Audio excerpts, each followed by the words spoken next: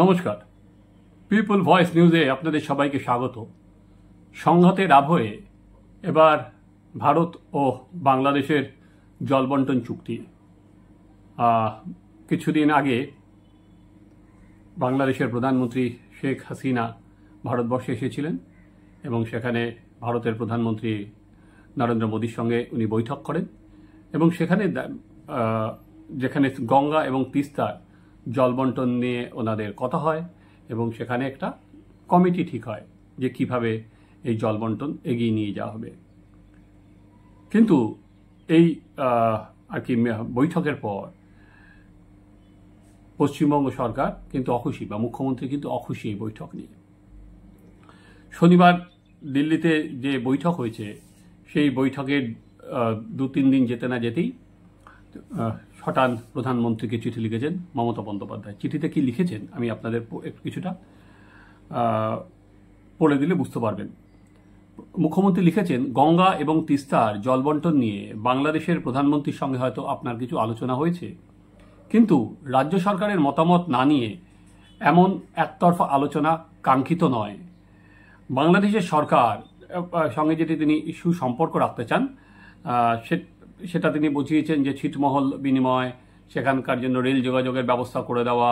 তিনি দ্বিপাক্ষিক সম্পর্কে নিয়ে তিনি যে আগে মাথা ঘামিয়েছেন সেটাও তিনি তুলে ধরেছেন। কিন্তু এরপরে তিনি আবারও লিখেছেন যে জল অত্যন্ত মূল্যবান, প্রাণ ধারণের রসদ নিয়ে কোনো সমঝোতা করতে আমরা প্রস্তুত নই। আচ্ছা, কেন্দ্র যেভাবে এগোচ্ছে জলবন্টন চুক্তি নিয়ে, রাজ্য সেটা এইভাবে মানতে প্রস্তুত নয়, সেটাই উনি বুঝিয়ে দিয়েছেন এবং পশ্চিমবঙ্গবাসীর কাছে বিষয়টি উনি স্পর্শকাতর।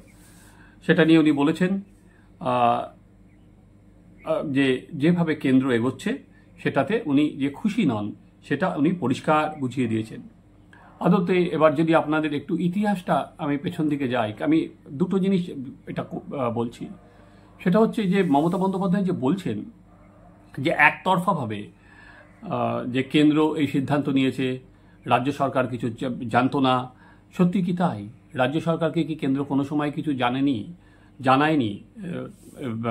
ফারাক তিস্তা নিয়ে যে জলবন্টন চুক্তি হচ্ছে সেটা কি রাজ্য সরকারকে অন্ধকারে রেখেই হয়েছিল? চলুন আমাদের একটু ইতিহাসটা ঘেটে নিই, তাহলে কবে থেকে শুরু হয়েছিল, কি হয়েছিল, তাহলে পরবর্তী আলোচনায় ঢুকতে আমাদের একটু সুবিধা হবে। 1996 সালে 30 বছরের জন্য গঙ্গার জলবন্টন চুক্তি হয়। সে সময়ও বাংলাদেশে কিন্তু শেখ হাসিনা সরকার ছিল এবং ভারতবর্ষের প্রধানমন্ত্রী সে সময় ছিলেন এস.ডি. দেবগৌড়া। আপনাদের হয়তো মনে আছে সে সময় জ্যোতি বসু জলবন্টন চুক্তিতে সদর্থক ভূমিকা নিয়েছিলেন উনি, এবং তৎকালীন কেন্দ্রীয় সরকার সে সময় রাজ্যকে সঙ্গে রেখে উনি সেই কাজটা করেছিল। যেটা চুক্তিতে বলা হয়েছিল সেটা আপনাদের একবার পড়ে দিই। 1996 সালের চুক্তি মোতাবেক জানুয়ারি এবং ফেব্রুয়ারি মাসে প্রতিদিন 40,000 কিউসেক জল পায় ভারত। যে চুক্তিটা হয়েছিল, ফারাক্কা ব্যারেজ থেকে ফিডার ক্যানেল হয়ে কলকাতা বন্দরে যায় সেই জল। অবশিষ্ট জল মূল ব্যারেজে হয়ে যায় বাংলাদেশে। তবে মার্চ এপ্রিলে নদীতে জল কমতে শুরু করলে তখন সমস্যাটা বাড়ে। চুক্তি অনুযায়ী মার্চ মাসে 20 দিন বাংলাদেশ 35,000 কিউসেক করে জল পায়। পরবর্তী 10 দিন ভারত একই পরিমাণ জল পায়। এপ্রিল মাসে আবার ঠিক উল্টো হয়ে যায়। ওই মাসে ভারত 20 দিন 35,000 কিউসেক জল পায়, বাংলাদেশ শেষ 10 দিন একই জল পায়। বাকি সময়ে নদীতে যে জলপ্রবাহ থাকে তার সমানভাবে পাবে দু দেশ। এবার মমতা বন্দ্যোপাধ্যায় চিঠিতে কি লিখেছেন? বলছেন ফারাক্কা থেকে যে জল যায় তারপরে কলকাতা বন্দরের নাব্যতা তার জায়গায় একটা বড় ভরসা, এবং ফারাক্কা ফিডার ক্যানেলের মাধ্যমে অন্তত 40,000 কিউসেক যদি জল পায় তাহলে কলকাতা বন্দরের নাব্যতা বজায় রাখা সম্ভব। 40,000 কিউসেক জল না পেলে ফারাক্কা ফিডার ক্যানেল থেকে নাব্যতা বজায় থাকবে না। তা না হলে গঙ্গায় পলি পড়ে যাবে এবং জাহাজ চলাচলের উপযোগিতা হারাবে কলকাতা বন্দর। তাহলে আমরা যেটা দেখলাম যে মমতা বন্দ্যোপাধ্যায় কিন্তু সরাসরি যেটা বললেন সেটা হচ্ছে যে রাজ্য সরকারকে অন্ধকারে রেখে এই চুক্তি করা হয়েছে এবং সেখানে রাজ্য সরকারকে যেহেতু অন্ধকারে রেখে চুক্তি করা হয়েছে, তাই যারা সংসদে তৃণমূলের প্রতিনিধিরা আছেন তারাও ঠিক করেছেন এই যে সংসদের অধিবেশন শুরু হয়েছে সেখানে তার বিরোধিতা করবেন। কিন্তু সত্যিই কি দায়? রাজ্য সরকারকে কি অন্ধকারে রেখে করা হয়েছে? আমরা ইন্ডিয়া টুডের একটা রিপোর্ট পড়ি। সেই রিপোর্টে বলা হচ্ছে, ইন্ডিয়া টুডে রিপোর্টে যেটা বলা হচ্ছে যে ওয়েস্ট বেঙ্গল গভর্নমেন্ট যেটা দাবি করেছে যে সেন্টার আর কি পশ্চিমবঙ্গ সরকারের সঙ্গে উইদাউট ডিসকাশন তিস্তা শেয়ারিং এবং ফারাক্কা ট্রিটি করছে তিস্তার জল বন্টন এবং ফারাক্কা নিয়ে, সেটা একেবারেই ঠিক নয়। এটা ওয়েস্ট বেঙ্গল চিফ মিনিস্টার আর কি যেটা দাবি করেছেন সেটা সেন্টারের সূত্র যেটা বলছে, ইন্ডিয়া টুডে যে স্টোরিটা করেছে বলছে সেটা ঠিক নয়।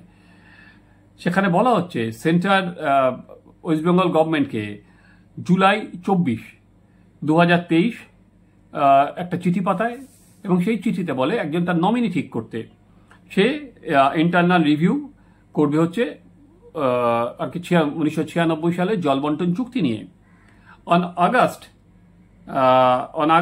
25th, the same year, Bengal government conveyed the nomination of the state's chief engineer, design and research, irrigation and waterways. যে চিফ ইঞ্জিনিয়ার আছেন ইরিগেশন অ্যান্ড ওয়াটারওয়েজে, তাকে ওই কমিটিতে দেওয়া হয়।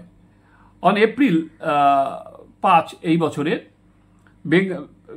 বাংলার তরফে joint secretary works, irrigation and water department conveyed their total demand of next 30 years from the stretch downstream of Farakka barrage। অর্থাৎ এটাকে যেহেতু আর কি আবার 30 বছরের জন্য এই চুক্তিটা হবে, ফলে তাদের কি ডিমান্ড সেটা কিন্তু জয়েন্ট সেক্রেটারি লেভেলে সেটা বলে আসা হয়েছে। ফলে এটা যেটা বলছেন আর কি মমতা বন্দ্যোপাধ্যায়, যে তাদের সঙ্গে কোনো রকম কথা না বলে একতরফাভাবে এই চুক্তি হয়েছে, সেটা কেন্দ্র কিন্তু সেই এটা আর কি খারিজ করে দিয়েছে। তো এবার কথা হচ্ছে, আমরা জানি যে এখানে আর কি গতবার মমতা বন্দ্যোপাধ্যায় যে হয়েছিল জল ছাড়েনি, কিন্তু সেখানে নিয়ে বাংলাদেশে শেখ হাসিনা তা মুখে কিছু না বললেও কিন্তু সেখানকার আওয়ামী লীগ তার বিরোধিতা করেছিল, নানা নেতা বিরোধিতা করেছিল এবং গতবার ভোটের সময় এটা একটা বড় ইস্যু হয়েছিল। এবার কি হবে? কারণ এখনো পর্যন্ত মমতা বন্দ্যোপাধ্যায় এবং শেখ হাসিনার সম্পর্ক আর কি খুবই মধুর হলেও মমতা বন্দ্যোপাধ্যায় কিন্তু তার স্ট্যান্ড পরিষ্কার করে দিয়েছেন এবং এখানেই শেষ নয়।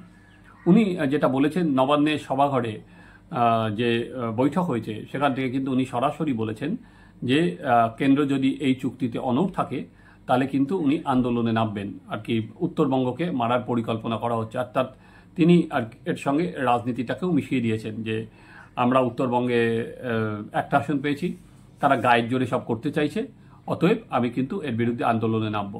ফলে আর কি এই যে জল চুক্তি যে একটা আন্তর্জাতিক ইস্যু, যে আমরা জেনারেলি যেটা দেখি যে আন্তর্জাতিক ইস্যু কিছু হলে সেক্ষেত্রে আর কি চুপ থাকাই অনেক সময় শ্রেয়, যেহেতু একটা দু দেশের মধ্যে সম্পর্ক থাকে সেক্ষেত্রে চুপ থাকে। বা কিন্তু এখানে মমতা বন্দ্যোপাধ্যায় কিন্তু সেটা সরাসরি বাংলার রাজনীতির আঙিনাতেও টেনে এনেছেন। তিনি প্রধানমন্ত্রীকে একদিকে চিঠি দিচ্ছেন, একদিকে পার্লামেন্টের তৃণমূল কংগ্রেস এটা তুলবে, কেন রাজ্যকে অন্ধকারে রেখে একতরফাভাবে এই বৈঠকের কথা বলা হচ্ছে, কেন একটা টেকনিক্যাল কমিটি গঠন করা হচ্ছে, সেখানে বাংলাদেশে গিয়ে তারা বাংলাদেশে যাবেন, তারা টেকনিক্যালিটিটা মাপবেন, কি অবস্থা নদীর নাব্যতা মাপবেন, সেটা পশ্চিমবঙ্গকে বাদ দিয়ে গেল হচ্ছে। আবার মমতা বন্দ্যোপাধ্যায় এটাও বলেছেন যে তিনি কিন্তু এবার রাস্তায় আন্দোলনেও নামবেন। অর্থাৎ যেটা দেখা যাচ্ছে যে যে জলবন্টন চুক্তি সেটার সরাসরি বিরোধিতা শুরু করেছে তৃণমূল কংগ্রেস এবং তাদের অন্যতম যুক্তি যে রাজ্যকে অন্ধকারে রেখে করা হচ্ছে। কিন্তু ইন্ডিয়া টুডের যে স্টোরি আপনাদের বললাম তারা কিন্তু সেটা সরাসরি নাকচ করে দিয়েছে। অতএব দেখার আগামী দিনে কোন পথে এগোয়। আর এই ইস্যুতে নরেন্দ্র মোদী, যেহেতু নরেন্দ্র মোদীকে চিঠি দিয়েছেন মমতা বন্দ্যোপাধ্যায়, সেখানে নরেন্দ্র মোদী বা জয়শঙ্কর বা যে কেউ তাকে ডেকে পাঠায় কিনা, কথা বলে কিনা, না হলে আবার না রাজনীতির আর কি আবর্তে জলবন্টন চুক্তিটা আবার আটকে যায়। আপনারা দেখতে থাকুন আমাদের চ্যানেল সাবস্ক্রাইব করুন, আপনাদের মতামত জানান।